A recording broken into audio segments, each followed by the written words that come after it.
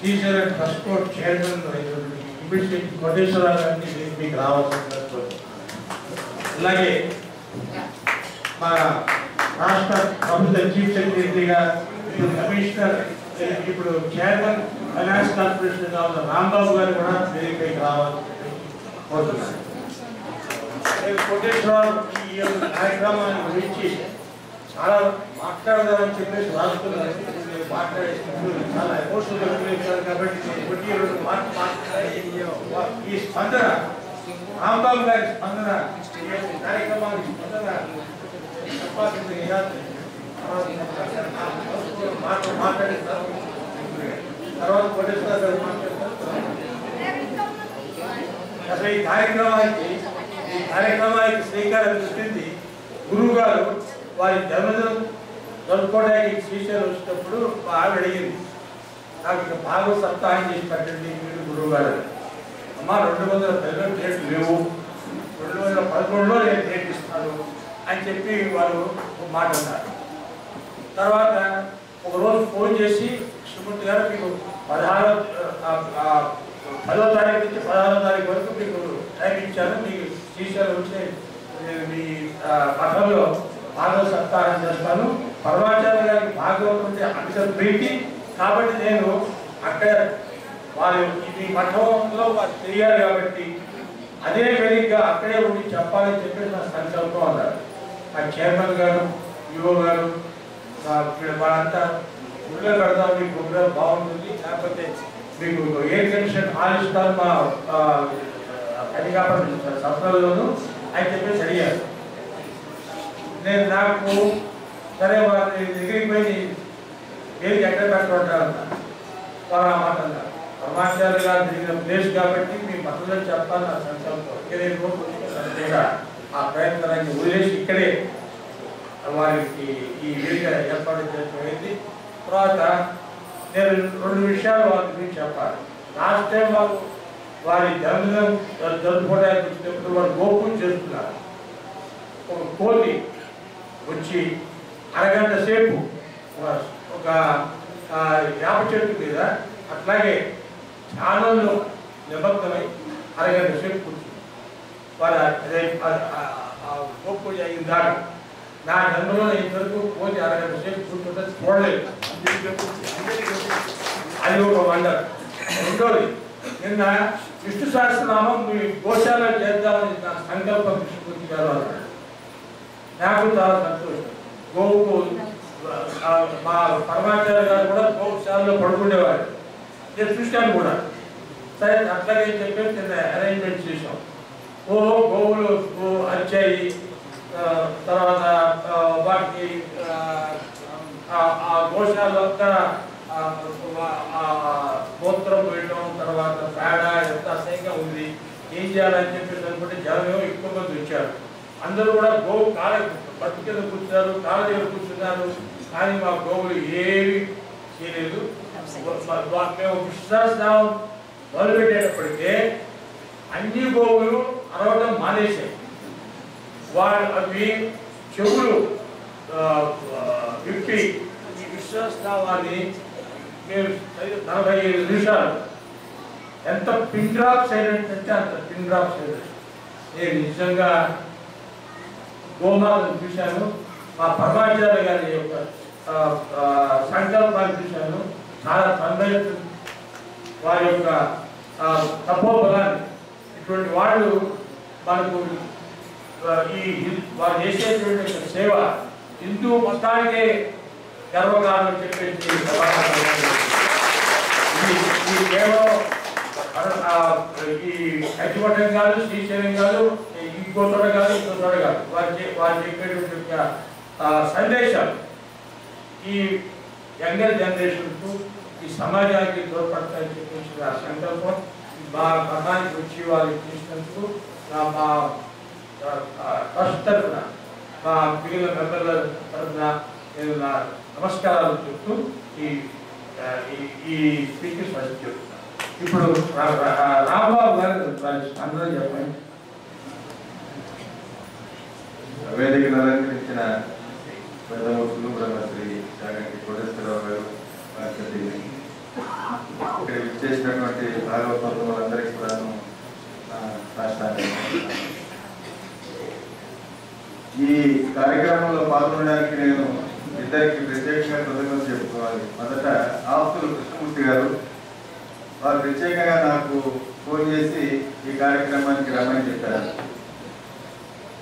వారు చెప్పిన తడువుగా నేను ఈ కార్యక్రమంలో పాల్గొనడానికి ఉత్సాహంతో వచ్చాను.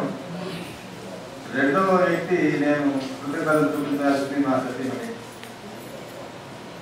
ఆవిడ సైంటిస్ట్.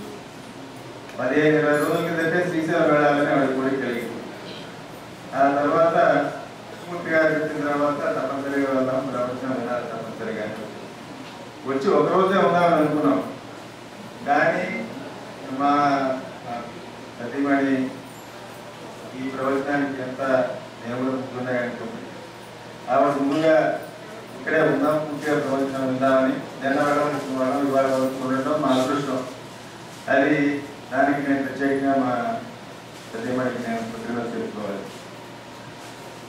చివరికి చెబుతున్నాను అనుకోవద్దు, బ్రహ్మశ్రీ చాగంటి కోటేశ్వరరావు గారికి కృతజ్ఞత చెప్పడం అనేది చాలా చిన్న మాట.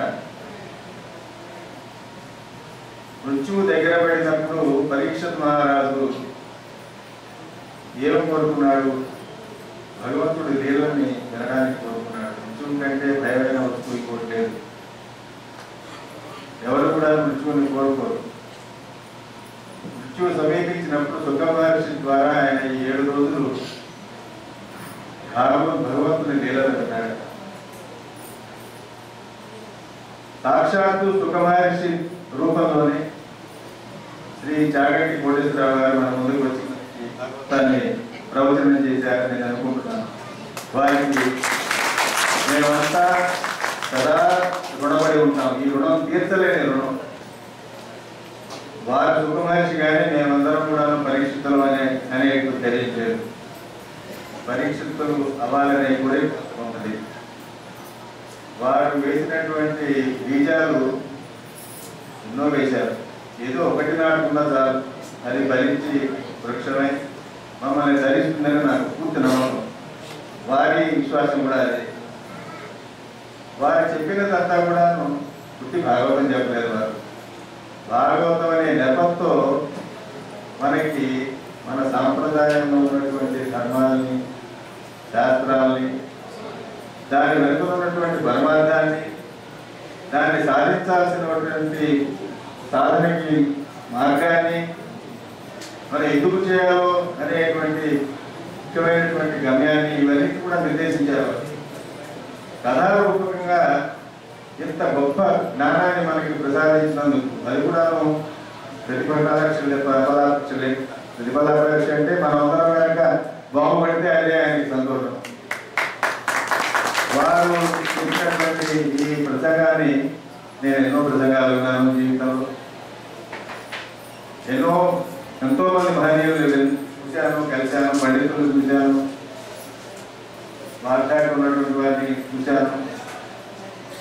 వారిలాగాను త్రికరణ శుద్ధిగా భక్తి తత్పరతతో చెప్పిన ప్రతి వాక్యం కూడాను గుండె లోతుల్లోంచి వచ్చినటువంటి ఆ ప్రవచనం నేను ఇదే మొదటిసారి వింటాను. దానిలో కృతజ్ఞంగా మనందరి మనోపదనాలను మనందరి నుంచి కూడా పొగట్టలను స్వీకరించాలను అలాంటి కోరిక లేదు. ఏది చెప్పినా కూడా త్రికరణ శుద్ధిగా చేసినటువంటి మహనీయులు వారు. వారు చెప్పినటువంటి భక్తి జ్ఞాన ప్రబోధమైనటువంటి భక్తి. భక్తి అనే పేరుతో వారు అద్వైత సిద్ధాంతాన్ని మన ముందర ఆవిష్కరించారు. అద్వైత సిద్ధాంతం మామూలుగా చెప్తే అర్థం కాదు, అందరికీ కూడాను అందుబాటులో లేదు. అది భక్తి రూపంగా చెప్తే అందరికీ అర్థమవుతుంది. శరణాగతి మామూలుగా ఏమంటారంటే అభ్యాసము, వైరాగ్యము, ఈ రెండింటి ద్వారానే మనం భగవంతుని పొందగలమంటారు. అభ్యాసం అనేది మార్గం, వైరాగ్యం అనేది గమ్యం. అభ్యాసం అనేది సాధన, ఆ సాధన ఎలా చేయాలో అది వైరాగ్యమే జ్ఞానం. భక్తి బాగా అయిపోతే అదే వైరాగ్యం, అదే జ్ఞానం. జ్ఞానం కనుక వచ్చినట్లయితే అద్వైత శ్రీధర దేవుడు, దానికి ప్రత్యేకమైన అది గమ్యం కాదు, అది మన స్థితి. అద్వైతం అనేది మన నిజమైన స్థితి. ఆ నిజమైన స్థితికి కానిటువంటి వాటిని కూడాను తొలగించుకోవడమే ఈ సాధన. మన నిజమైన స్థితిని తెలుసుకోవడమే అద్వైతం. భగవంతుడు ఎక్కడో లేడు. రమణ మహర్షి గారు పోతుంటే ఆ శిష్యులంతా బాధపడి ఏడుస్తున్నారు. ఆయన ఎందుకు ఏడుస్తున్నారు? ఎక్కడికి వెళ్తున్నాను, ఎక్కడికి వెళ్ళట్లేదు, ఇక్కడే ఉన్నాను, ఎప్పుడు ఇక్కడే ఉన్నాను, ఇప్పుడు ముందు కూడా ఇక్కడే ఉన్నాను, దేని గురించి ఏడుస్తున్నారు అని వారందరినీ కూడా అద్వైత స్థితి పొందినటువంటి మహనీయుడు. ఇంకొక విషయం చెప్పి నేను ముగిస్తాను. రామకృష్ణ పరమహంస, రమణ మహర్షి వారిద్దరు కూడాను అద్వైత స్థితిని పొందినటువంటి వారైనప్పుడు కూడాను భక్తిని వాళ్ళు వదిలిపెట్టలేదు. రామకృష్ణ పరమహంస చివరి వరకు కూడా అమ్మవారిని పూజిస్తూనే ఉన్నారు. రమణ మహర్షి గారు గిరి ప్రదర్శన చేస్తూనే ఉన్నారు, చేయమనేవారు పెట్టువాళ్ళని. ఆ కొండే దేవుడు అనేవాడు. ఇవాళ మీరు గోవిందగిరి చెప్పారు, గోవింద పట్టాభిషేకంగా. రమణ మహర్షి అరుణాచలమే దేవుడు అనేవారు. ఆ పర్వతమే దేవుడు, వేరే దేవుడు అని లేదు, దానికి ప్రదర్శన చేయమనేవారు. అన్నిట్లో దేవాన్ని చూడగలిగినటువంటి మహనీయుడు ఆయన. అందుచేత ఈ రెండింటికి తేడా లేదు. భక్తి జ్ఞానం అన్నీ ఒకటే, అన్నిటికీ గమ్యం ఒకటే.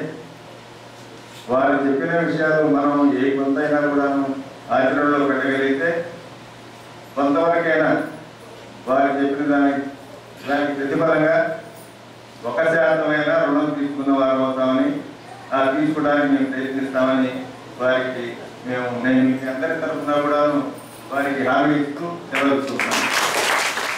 అందరికీ నమస్కారం. వేదమూర్తులు పూజ్యులు శ్రీ బ్రహ్మశ్రీ చాగంటి కోటేశ్వరరావు గారి ఆది దంపతులకు పాద నమస్కారం చేస్తూ, ఈ శ్రీశైల మహాక్షేత్రంలో స్వామి సన్నిధిని ఆనుకొని ఉన్నటువంటి ఈ కంచిపీఠంలో వారం రోజుల నుంచి ఈ సప్తాహం వింటుంటే చెవులకు చాలా ఆనందంగా ఉంది.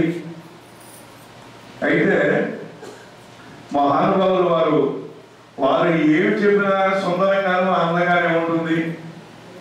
మనం నేర్చుకోవాల్సింది వారు భారతంలో కానీ భాగవతంలో కానీ శ్రీరామ కళ్యాణం కానీ రుక్మిణి కళ్యాణంలో కానీ ఏ సన్నివేశాన్ని చెప్పినా కూడా మన జీవితానికి సంబంధించి భగవంతుని ధ్యానం ఇట్లా చేసుకోవాలి, ఇట్లా చేస్తే మనకు పరమార్థం వస్తుందని ఒక మనసులో నాటుకునేటట్టు, సహజంగా అందరికీ సామాన్యులు కూడా అర్థమయ్యేటట్టు. చాలా మంది ధార్మిక ఉపన్యాసాలు చెప్తారు, చెప్పిన తర్వాత వాళ్ళు ఏం చెప్తారో మనకు తెలియదు.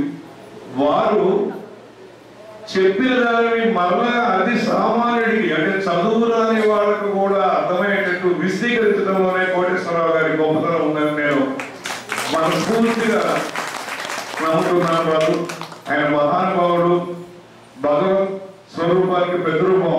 ఎందుకంటే శివుడి గురించి ఒకరు చెప్తారు, కృష్ణుడి గురించి ఒకరు చెప్తారు, వెంకటేశ్వర స్వామి గురించి ఒకరు చెప్తారు. వారి ఉపన్యాసంలో శివుడు, వెంకటేశ్వర స్వామి, కృష్ణుడు అందరూ కలిసి ఉంటారు. ఇంత గొప్ప ప్రవచనాలు వింటూ ఉంటే పూర్వజన్మ సుకృతంగా మనం అందరం కూడా భావించాలి. అటువంటి మహానుభావుని ఉపన్యాసం వినడం ఈ పవిత్ర శ్రీశైల క్షేత్రంలో మన అందరి అదృష్టంగా భావిస్తూ, అవకాశం ఉంటే వారు శ్రీశైల యాత్ర పెట్టుకొని ఒక వారం 10 రోజులు దేవాలయంలో కానీ ఎక్కడైనా కానీ ఇక్కడైనా కానీ వచ్చి మరలా ఈ ప్రవచనాలు చేసి మా అందరికీ కూడా భగవంతుని ఆశీస్సులు అందిస్తారని ఆ మహానుభావుడికి చేతులారా నమస్కరిస్తూ, ఈ అవకాశం కలిగినందుకు నా జన్మ కూడా ధన్యమైందని మీ అందరికీ కూడా తెలియజేసుకుంటూ, ఈ కంచి మండలంలో నిర్వహిస్తున్నటువంటి ఆది దంపతులైనటువంటి కృష్ణమూర్తి గారు వారి దంపతులకు పాద నమస్కారాలు చేస్తూ, మరి స్వామి చెప్పారు, నా శిష్యులు ఇంత మంచివారని. మరి అది వారికి కూడా పూర్వజన్మ సుకృతంగానే భావిస్తున్నాను. గురువు గారి పట్ల అంత భక్తి ప్రేమలతో చూసుకునే శిష్యులు చాలా తక్కువ ఈ రోజు. అటువంటి శిష్యులు వారందరికీ కూడా భగవత్ సంకల్పం కలగడం, మరి గురువు గారి పట్ల వారికి ఉన్నటువంటి భక్తి చాటుకోవడం వారికి మా అందరికి కూడా పూర్వజన్మ సుకృతంగా భావిస్తూ ఈ వారం రోజులు ఈ మహాక్షేత్రంలో వారి ప్రవచనాలు వినడానికి కల్పించినటువంటి ఆది దంపతులైనటువంటి పార్వతి పరమేశ్వరులకు నమస్కరిస్తూ ఈ శ్రీశైల క్షేత్రం దినదినాభివృద్ధి భక్తులందరికీ కూడా వారి స్వామివారి ఆశీస్సులు ఎల్లవేళలా ఉండాలని నమస్కరిస్తూ సెలవు తీసుకుంటున్నాను. జై హింద్.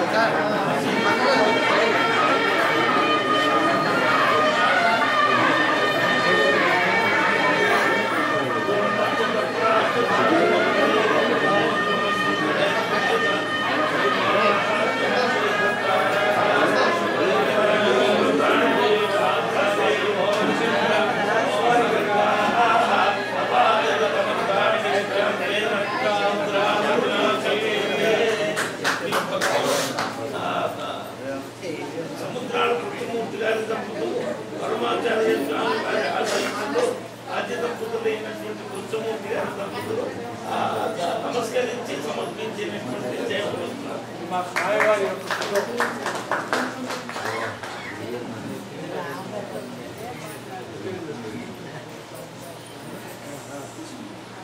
ఈ కాపీలు అన్నీ ఉన్నాయి. అందరికీ తలా ఒక కాపీ ఇస్తారు. చివరికి అందరికీ తలా ఒక కాపీ ఇవ్వబడుతుంది.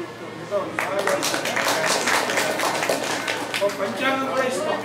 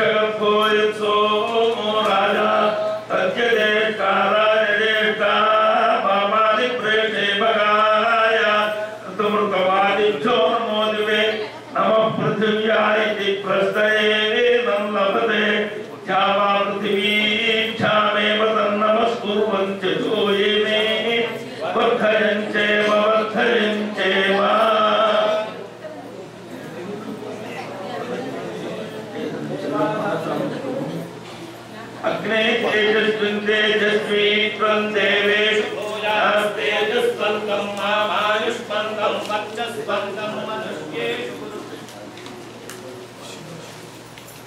आदिच्छाली चत्वारतमसस्य तेजसे जोविदेजो विदसि तेजो मामाहासीर्माहं तेजो हासितं मामां तेजो हासीदिन्द्रो यज्ञो यस्मित् सन्देवेषु पूया ओजुष्पन्तं मामायुष्पन्तं वर्चस्पन्तं मनुष्येषु गुरुं ब्रह्मणश्च चत्वाक्षत्रस्य चौजसे जोम्यो जो विदस्यो जो हासीर्माहमोजो मोजो हासीत् सूर्यप्राजस्पन्दं भूया प्राजस्पन्दं मामायुष्पन्दं वर्चस्पन्दं मनुष्येषु अयोश्चत्वापाञ्चप्राजसेजो सुवर्विदसि सुवर्मामा माहगुं सुवर्हासितं मामागुं